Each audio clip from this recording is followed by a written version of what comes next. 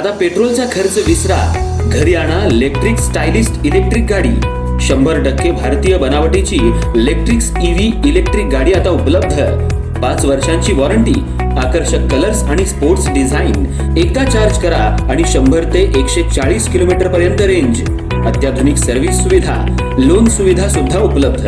आजच भेट द्या साई मोटर्स, किसान चौक, इचलकरंजी। संपर्क 93 73 27 57 52 किंवा 0230 299 77 66। नो पेट्रोल नो टेन्शन, इलेक्ट्रिकचा स्मार्ट पर्याय।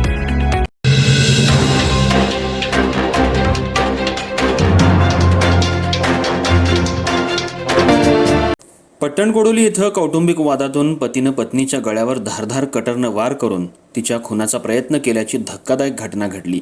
या घटनेत सुजाता श्रीशैल्य पुजारी वय 32 राहणार गणेश माळ हुपरी या गंभीर जखमी झाल्या आहेत। त्यांच्यावर CPR रुग्णालयात उपचार सुरू आहेत। मिळालेल्या माहितीनुसार सुजाता पुजारी यांच्यावर त्यांचे पती श्रीशैल्य पुजारी यांनी धारधार कटरनं गळ्यावर वार केला। या हल्ल्यात त्यांच्या गळ्याला गंभीर दुखापत झाली आहे। घटनेनंतर श्रीशैल्य पुजारी हा पसार झाल्याची माहिती समोर आली आहे। हल्ल्याचं नेमकं कारण अद्याप स्पष्ट झालं नसून कौटुंबिक वादातून हा प्रकार घडल्याचा प्राथमिक अंदाज व्यक्त केला जातोय। घटनेची माहिती मिळताच हुपरी पोलिसांनी घटनास्थळी धाव घेतली। हुपरी पोलीस ठाण्याचे पोलीस निरीक्षक सत्यवान हाके यांनी घटनास्थळी भेट देऊन पाहणी केली। तसंच इचलकरंजी विभागाचे उपविभागीय पोलीस अधिकारी अर्थात DYSP विक्रांत गायकवाड यांनीही घटनास्थळी भेट देत घटनेची माहिती घेतली। पोलिसांनी घटनास्थळाचा पंचनामा केला असून हल्ल्यात वापरण्यात आलेलं शस्त्र तसंच इतर पुरावे तपासले जात आहेत।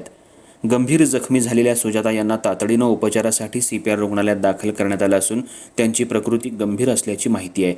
दरम्यान पसार झालेला पती श्रीशैल्य पुजारी याचा हुपरी पोलीस शोध घेत असून घटनेचा पुढील तपास सुरू आहे।